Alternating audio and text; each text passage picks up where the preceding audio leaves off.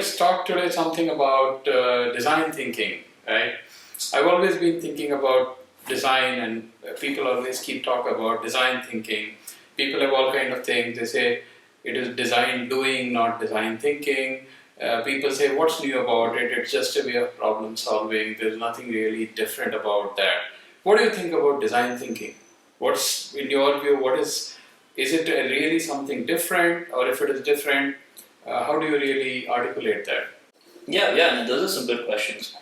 I think in my experience, I've been fortunate enough to work and implement design thinking, but I've also been fortunate enough to implement other such techniques that are a bit less abstract than design thinking. They're more focused on the quantitative interviewing versus qualitative interviewing. And I'm in a position where I can understand both of them and contrast them. So to going back to your initial question, what is design thinking to me? I think at the end of the day, design thinking is asking purposeful, intentional questions after observing people, customers, in their behavior when they're using a product. And at the end of the day, it's about asking those questions, using those insights to guide your next decision, to guide your next answer, and then having some kind of an answer to validate and a solution to validate for them. But like I said, it's about asking the right questions. And that's when I feel the design thinking gets a bad rep from.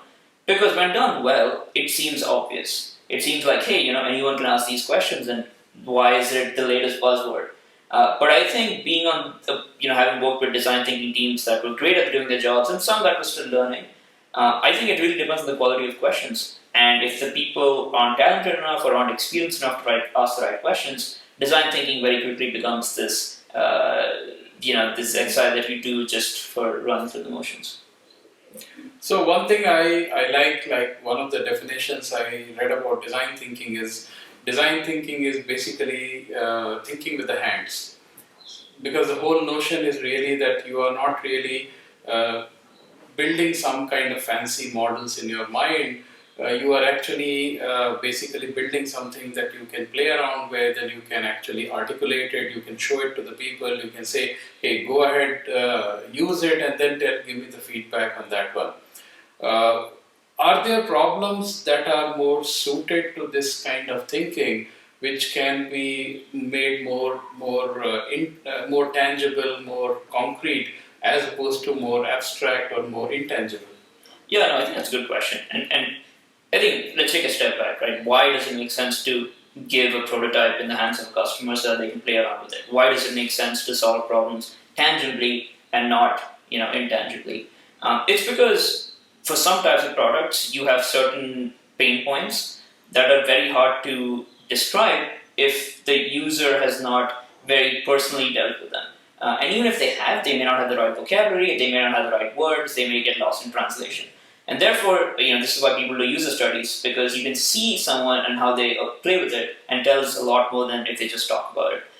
So I think in those contexts, it makes a lot of sense for physical products, or those kind of consumer goods where we're designing for extreme users. Let's say a very famous design thinking example is, I think one of the chefs, I think his wife had arthritis or something, and she couldn't really use the kitchen utensils because, or she had Parkinson's. And in a design thinking context, you can actually have people who have that disease play around with prototypes, and then you can see the marginal improvement because, let's say you are someone with Parkinson's. Unfortunately, you have not used many tools that are accessible for you and for folks like you. For you, you know what the pain point is, but it's very hard for you to describe what the ideal solution looks like because there is no vocabulary for it. And that's why I think design thinking makes sense, because you don't need to speak the language, but as long as you can create something that is playable with, then you can either get, hey, this is a good idea or this is a bad idea, and work towards that common vocabulary. But on the other side, I think there's some places where design thinking just doesn't work. I think the core principle behind design thinking is, hey, we don't know too many things, and the assumption is most people don't know. The assumption is that there's a missing vocabulary, and through the process of games and the process of questionnaires and all of these different techniques, we'll get to that common vocabulary.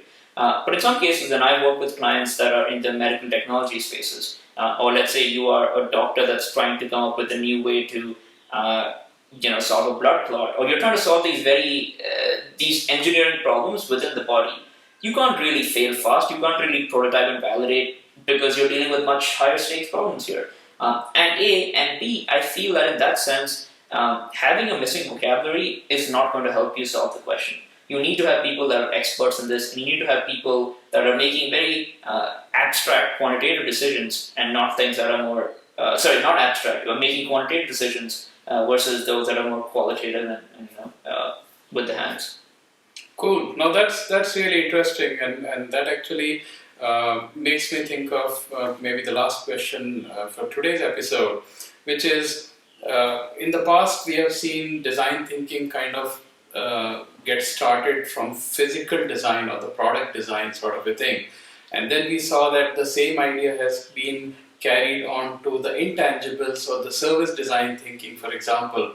So you go and check in into a hotel, and then you are basically having 10 or 15 touch points, and every touch point is something that is really created instantaneously. There might be a script to that, but the exact sequence of that is very unpredictable and it's not a very linear or a sequential way of doing it. So while the actor also has to be alert and really play per the script, the actor also has to be very spontaneous, and that's why service design thinking is kind of a different domain. But increasingly, I see one trend there with the kind of voice assistants, for example, or the increase in the IoT devices. We are probably going to see more and more of the gesture control or the voice control or the eye control. And there are people with learning disabilities, or there might be people who cannot speak as fluently. So, for example, if you're talking to a voice assistant and you have to issue a command verbally, and not everybody might have the same way of communicating it to the machine there, what do you think would be the implications of design thinking or the application of design thinking into the context of designing the new age services, which are going to be very different from what we have seen in the past? I mean, it's not like the famous Dan Norman's door, for example, kind of an example where we are saying how intuitively people are able to use a certain specific instance of design, but we are talking about things which could have very different ways of communicating, touch, feel, sensor, those kind of things there.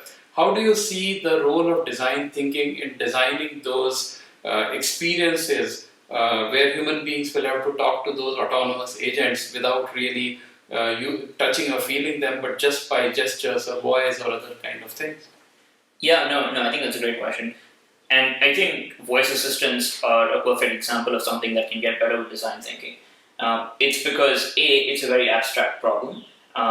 We haven't really encountered a space where we're talking to an inanimate object and it's learning and improving. So it's a very undefined problem, both for the customers, the users, and the people solving the problem on the development side. So that's one. And number two, there is, how do I say this? Unlike in software, unlike in graphical software, or even in hardware, there is a very physical and obvious connotation when something has not worked. Sure, it might be a bad error message at times, but most generally speaking, if not you, the end user, at least on the software side of things, you know that a certain outcome has not been reached. I think with voice assistants, that is not so clear. Because language itself is subjective, gestures can be subjective across cultures.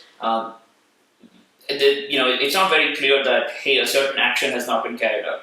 And why do I mention this? The reason I mention this is because I believe the role of design thinking is not just in creating the better experience, in communicating what I as a user want to do, which is obviously important.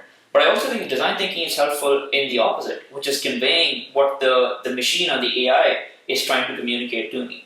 And that, especially if you're looking at issues of accessibility or learning or challenges there, that's a lot more important because we all understand at some level how natural language processing works, and the machine does not have the sentience to recognize where the user is coming from. So I feel that a lot of design thinking will happen on the other side of things, which is, hey, a machine says this, the Alexa lights up, there's a blue light, and it says, sorry, I didn't get this, can you repeat this again? How is that being perceived by me as the end user? If I'm 5 years old, am I going to say the same thing again? Maybe if I'm 15 years old, I know that the fan is on and that's why Alexa didn't hear me. But maybe I'm 65 years old and I'm a senior citizen. I don't know why the Alexa did not understand me. So I feel like there's a lot that happens on the communication that is not a conventional problem that we have had to solve on the software graphical side of things, because you can explain in a lot of detail what exactly was the issue there. And of course, like I said, design thinking is going to help us create a better experience from the user's perspective because it's intangible and understanding that. But I think they're already doing a lot of work in that regard. Good. No, I think these are some interesting ideas, and I definitely see a challenge there in the coming time of how design thinking itself must reinvent itself while going from a quintessentially product design to a service design to an experience design, which is not an experience the way we have seen that in the first two categories, but in the third category, because we are not going to use the same medium or same channel of communication. But now we are actually going to use very different channels of communication that have not even been used in the first two, in my view, stages of evolution of design thinking. For example, a haptic control or a gesture control or a voice control. Now, how do we really design those experiences could be a deal breaker, because as we see the whole sort of upcoming explosion of the IoT devices and the voice assistants, I think it will be a very interesting problem to solve there. Yeah, I agree. I'm also optimistic. I feel that design thinking is at its best when you have an extreme user in mind. I think when you're designing for the average user, you lose out on a lot of insights because they look like you, they think like you. But when you're designing for someone, let's say with disabilities or someone who's a senior citizen, they're approaching technology from a very different perspective than you are. And I think the reason why I'm optimistic is we saw the news reports when folks in their 60s, 70s, 80s were introduced to the internet for the first time, or we've seen those pictures where a TV remote has all the buttons taped up except the volume controllers. That's because at the end of the day, if you're someone who's not a digital native citizen, a laptop or a remote is very foreign to you. A cell phone or touchscreen is very foreign to you. It takes some time for you to get used to that. But talking to someone is not.